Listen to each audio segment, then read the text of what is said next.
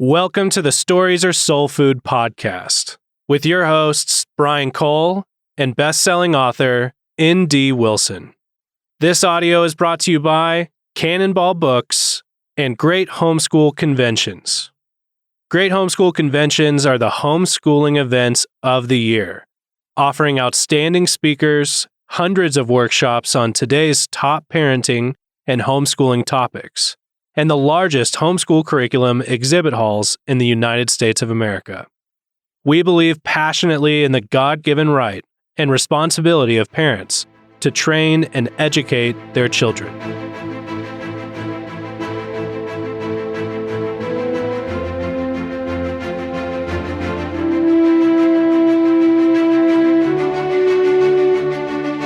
Welcome to episode 5 of the Stories Are Soul Food podcast. Is it just 5? At this point, I feel like it should be 57. It's just 5. It does. Episode 5. Stories 5. Are Soul Food. Stories Are Soul Food. Soul Food, comma. Stories are. Yep, that's the dictionary entry. Well, here we are today talking about other kinds of writing for kids, specifically kid poetry. And Stories are soul food. Words are soul food. yeah. Language is soul food. And we've been talking about writing in the, 8 and up age range. But I know that you've actually written a lot for the under 8s. I have. The wee digits? I don't know about a lot, but I have in fact written. Not in terms of word counts. Okay, sure. So I've, millions and millions of keystrokes have gone into writing for middle grade and up. Far fewer keystrokes have gone into writing for those wee ones. Yeah. But it's actually a little bit difficult in its own way. But there's anyone who has read Hello Ninja, that My Little Board book / picture book, to a young child understands the nature of chubby poetry. When you have words that are chubby, that bounce, that have, big ups and downs and are sticky, it's really, really funny how quickly kids memorize them.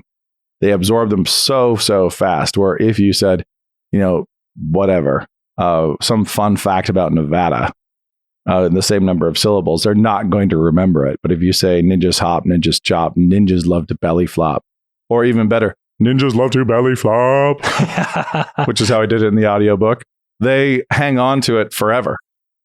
Just the bounce. And we do too as adults. We also do. Just God made the world in a way that language with rhythm and with bones, with percussion built into the vocabulary, into the structure and the arrangement of that vocabulary, is like coating an almond with chocolate. It just is far more desirable. Yeah. It's the earworm ability of your Hello Ninja book is pretty crazy. Right. That one went well. Yeah. How quickly it seems that the kid instantly has it all memorized. I'm sure everyone who's seen the TV show has the opening credit of them all shouting it also as well. Yep. Just the number of parents who reached out to me after Hello Ninja was released and said that their children now believed that they knew how to read, that it became the book that the 2-year-old and the 3-year-old would read to others because they had it completely memorized immediately. It was just without effort. Yeah. And for my kids, before I wrote Hello Ninja, I actually would love reading Fox and Socks, and I would read Fox and Socks aloud with them, but I would read it at maximum speed and maximum inflection.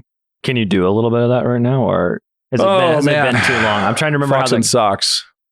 Bricks and Brock, all the bricks and blocks, and chicks with clocks come. It's all rhymey but tongue twistery. Is that PD James? Tweedlebeetles battle. When Tweedlebeetles fight, it's a Tweedlebeetle battle. When Tweedlebeetles battle in a puddle with a paddle, it's like Tweedlebeetles battle in a bottle with a puddle, and the puddle is yada yada yada yada yada. Yeah, and I loved going at maximum speed. So right. Blue goo and the goo goose is chewing the blue goo, the goo glue that it's just like gluey glue for chewy chewing. The thing is funny is that all that stuff, when you write stuff like that, like Seuss did in some of his best stuff, or like Hello Ninja, what I was trying to do with Hello Ninja, or with Blah Blah Black Sheep. The other one, which I also like, the one with a plot.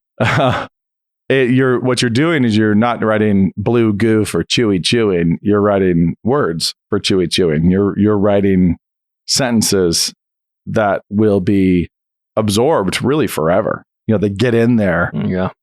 They get in there like a song, and they show up with a soundtrack, and little kids love them. Yeah. My dad wrote a poem, Ramble Tam and Tumble Under, comes the sound of marching thunder. On the walls, defenders wonder, Ramble Tam and Tumble Under. And every one of my children at different points has memorized that poem of their own volition. And it's because of the chubbiness of it. Like they don't understand meter at all, but they can hear the drums. They can hear the drums in the words. They can hear the drums in Hello Ninja. They can hear the drums in Fox and Socks. They can hear it in Ramble Tam, or any number of poems, Kipling, other kinds of poetry. My son's memorizing From a Railway Carriage, Kipling's right now with the whistle and the battle, and it feels like a railway carriage just tumbling on and on for speech meet. But yeah, I guess the question is, it sounds so fun. Do you feel that it's less valuable than the millions? Obviously, the millions of keystrokes versus what's the place of kid poetry? What's the place of chocolate milk? There's and any comfort food. When they're little, what do they need? They don't need Tolstoy. Yeah. They need exciting, riveting stories that will inspire and catechize their imaginations. When they're littler than that, they need joy, and they need the joy of words and language. Yeah. And to get them that early on, we'll train their instincts to identify rhythmic prose and quality prose later. So, you are giving them distilled language, and the meaning is less important than the rhythm, the percussion. So they're picking up the drum beat. It's kind of like your first songs on the piano. Which songs are more important? The songs you play in your 5th year of piano, or the songs you play in your 1st year of piano? It's like, well, I mean, it's a false comparison. So thanks for nothing, Brian, for asking a false contrast.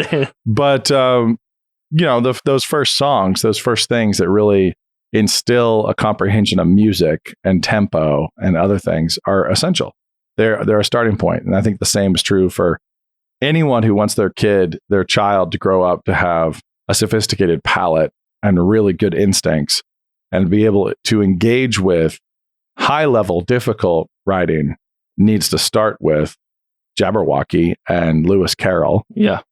Why have all of my children and everyone else's children in the history of mankind wanted to memorize The Wallace and the Carpenter? And not all of it, just the good bit. It's like, just the time has come, the Waller said, to talk of many things, of shoes and ships and sealing wax, of cabbages and kings. Yeah. Of why the sea is boiling hot and whether pigs have wings. Like every one of my kids has wanted that. So, we could swap in lots of different words into a poem like that, and kids would want it badly. They would enjoy it. Yeah. But it seems like it's pretty hard to do based on when you head to the library and look through the kids section. There are not many books that have high repeatability. No. Wild stickiness. Yeah, that's very, very true. And you take somebody like Dr. Seuss and you say, why aren't all his books as good or as sticky? Yeah. Why aren't all the pages as sticky as the other pages? Why are there high points and low points? And that's because of, the thought poetry too. So you pair the rhythm with surprise of meaning, with ominousness or joy, and you have the words match, the illustrations match, or have the words be a little bit funny paired with the chubby poetry. And then it really goes. So with Hello Ninja, ninjas hop. How complex is that? Not at all. Ninjas chop. And then the unexpected thing is ninjas love to belly flop. And I've heard from many, many, many people who have said how funny it is that their children now believe that ninjas love to belly flop. I have been actually, and I have seen many videos, many that have been sent into my website or Facebook or other places at conferences where they are showing me footage of their kids belly flopping on purpose into little kiddie pools in the backyard. Because it's what ninjas this is what ninjas do. I'm a ninja. Yeah. So ninjas love to belly flop. Okay. Yeah. Okay. It seems like that doesn't go away for adults either, because Richard Wilbur writing his opposites, his poems about opposites, or T.S. Eliot's cat poetry. Yeah. Book of Practical Cats. Yeah. McCavity, all that stuff. And then it reminds me. A.A. Milne ultimately is the king. Yeah. Milne is the absolute king of writing prose and poetry that captures every imagination from the age of 4 up. Yeah. James, Morrison, Weatherby George Dupree said to his mother, whatever it is, the next line, don't ever go down into the town unless you go down with me. Yeah.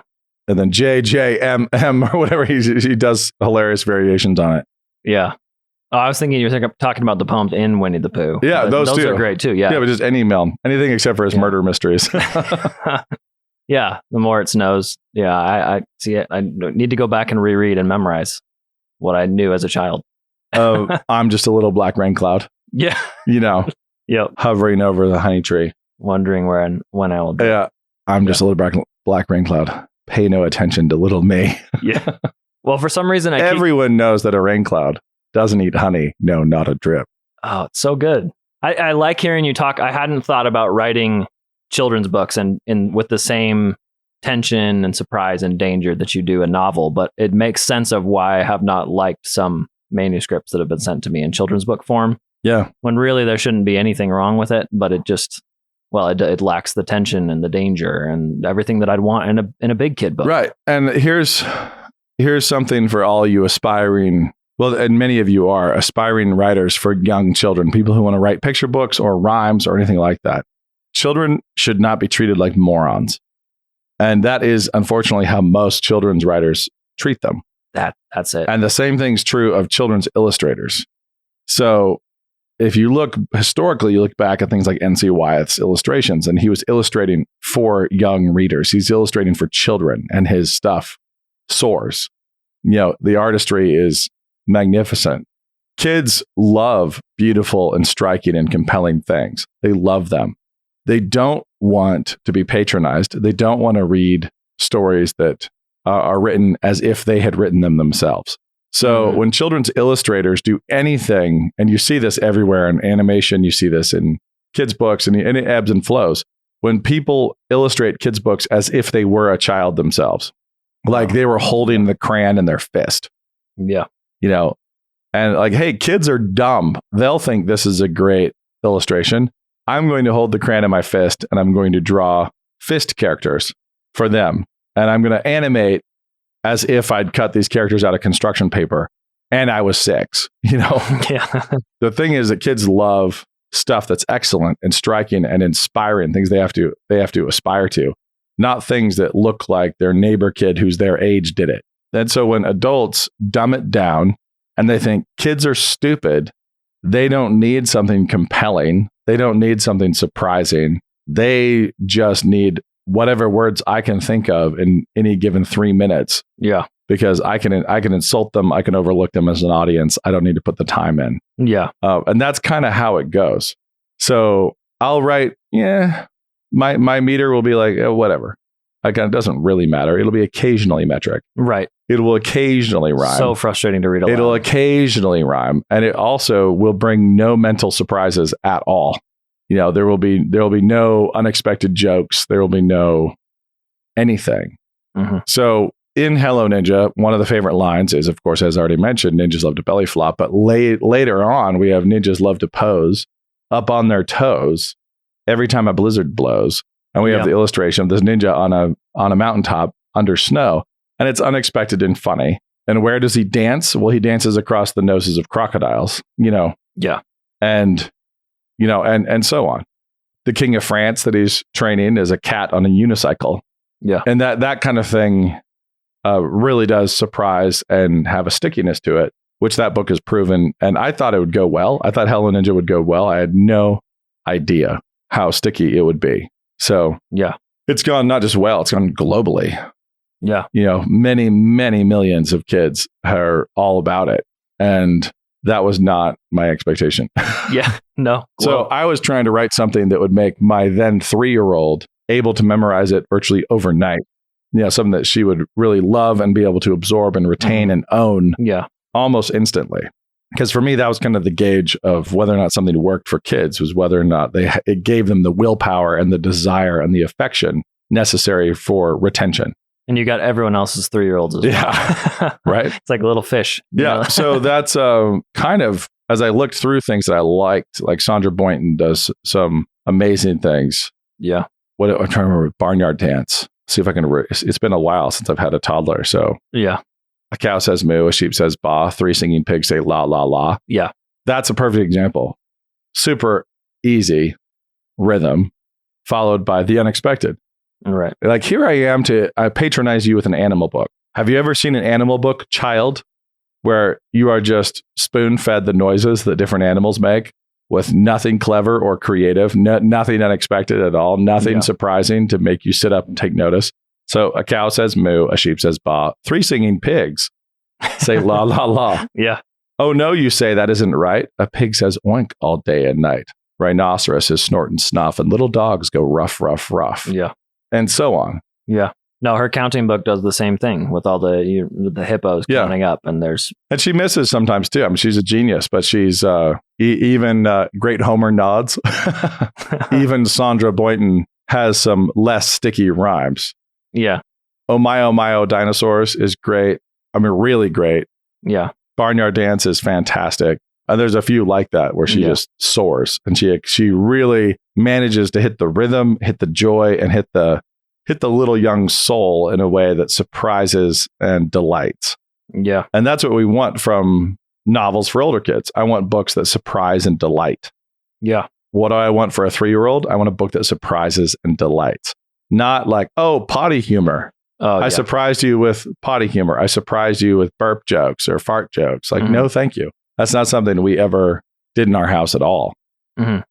But if somebody actually could surprise and delight with effort, if they wouldn't patronize and insult the young audience, they put the time in. We bought everything they wrote. And I think we had every single Sandra Boynton book, and we distilled that down to like the top 3 or 4 that my kids always went to. Mm-hmm.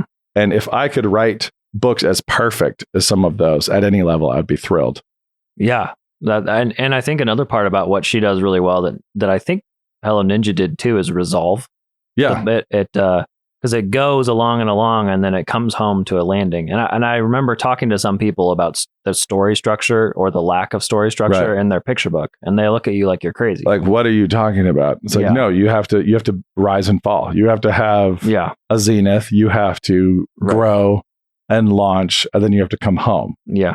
And that resting is what makes a great bedtime book. Yeah, it is. And so with again, to keep referencing Ninja, at the end of Ninja, when I get to watch videos of kids who think they can read, reading the shorter board book version, not the longer picture book version, or either one really. Yeah. But I've seen more videos of the board book version. When they get to the end, and when a ninja's sent to bed, he saddles up a dragon's head and soars away into the night to chop and dance until it's light. Yeah. And then hello ninja, and the quick shh, not yet. Yeah. Ninjas ninja hard all day. They need to sleep before they play. Yeah, more surprise. And that tension, like shh, like no, like hello ninja from the beginning, yes hello, and at the end hello ninja shh, and the kids get so into the correction, like shh, not yet, like shh, you be quiet. Yep. And parents love it because the little kid is now saying quiet. You know, at the end of the book, the kid's not bouncing away yelling. The kid's saying, "Everyone be quiet. Right, we're going to sleep." Yeah, and Forrest Dickinson's illustrations there with Pretzel. Awake ready to go. No, it's perfect. Forrest illustrated the book beautifully. So anyway, enough about Hello Ninja. The point is, as I sat down to write that, I was consciously trying to learn from Sandra Boynton. I was consciously trying to learn from Lewis Carroll and Seuss, like those things which delight, and they, in delighting, are retained and affect taste, and they also become kind of the standard of judgment for the next thing those kids read. When you give your kids something excellent at any level, you don't want them to be a vacuum cleaner. You don't want them to be a baby bird where they have no discernment whatsoever. When you give them something excellent, you want them to then learn what excellent is. And the next thing they retain, the next thing they absorb, is compared to it. Yeah. So you've read Narnia, and then you read another series, and you're like, is it as good as Narnia? They have something, a rubric to work with. Same thing's true for a 3 or 4-year-old. When they're grabbing a book for you to read off, before they're sent to bed, when they run to the shelf, which one do they pull off? That tells you a lot. Yeah. It tells you a lot right there. It's probably, not to be mean, but it's probably not the one that grandma sent. It's probably not the one that she wrote and hired a friend to illustrate. Yeah. Because she might love them plenty, but, delight and inspire is a little more difficult. Gotcha. Yeah. And I guess that applies to tastes as well, because if you've only ever tasted Hershey's chocolate, and you try a real chocolate, yeah, I can see, there's a time and a place for Hershey's, but there is, and it's with a marshmallow and a graham cracker at a campfire. Yep.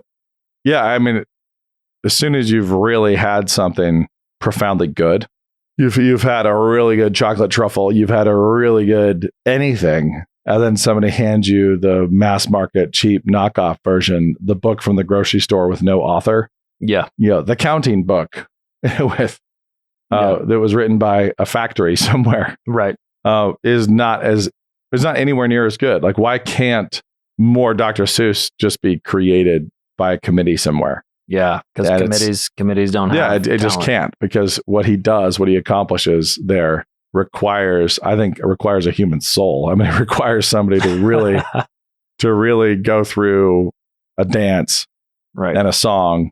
Not to speak against my profession, but yeah, the editors can be soulless when they're thinking just in. Well, forget the editors. When you're in a packager and somebody's producing, like if you get books at a grocery store, usually it is produced without an author. Usually it's produced with hired guns, whatever. Yeah, nobody's investing in it with themselves.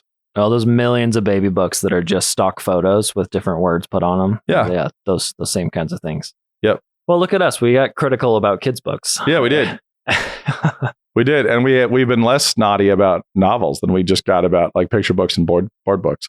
Poetry for the little guys is really, really important. Like, it is the training of taste and language, but it's such a way to delight. It's such a way to bring joy, unexpected joy and pleasure. In my house, if two people are hugging, our puppy gets really excited. Yeah, and he'll come over and jump, to just want to get in there. Mm-hmm. And it really is the same way with little kids, where if you are reading something that's well done, that has that kind of percussion and beat and joy and unexpected surprise, that has tension baked in, even to a bedtime rhyme, you watch them come running over to jump on. Yeah. The little guy in the footers is going to come over and try to climb on because you just said three singing pigs say la, la, la. And they're like, oh, that one. Yeah. And he'll be yelling, oh, no. Like, oh, no, running over there. Like, wrong. Yeah. Wrong. Anyway, I think I've sufficiently sung the praises of Sandra Boynton. Yeah, for sure. Well, better than Kipling. Yeah, we'll rank them all just to who's the GOAT? The GOAT. Barnyard Dance is the greatest of all time. Yeah. Well, I think connecting that to, again, how much we underestimate the little kids. They don't have an ability to appreciate. Yeah. Well, I'd say underestimate / just insult. It's more like, I don't have time for you. Mm. I'm not going to put any effort into this because this is your lunch and you're stupid. So I'm going to give you something stupid to ingest as opposed to something aspirational for you to ingest. Yeah. Like, I got to get you in bed. So we're going to pick the shortest thing there is. With no words. Yeah. Yeah.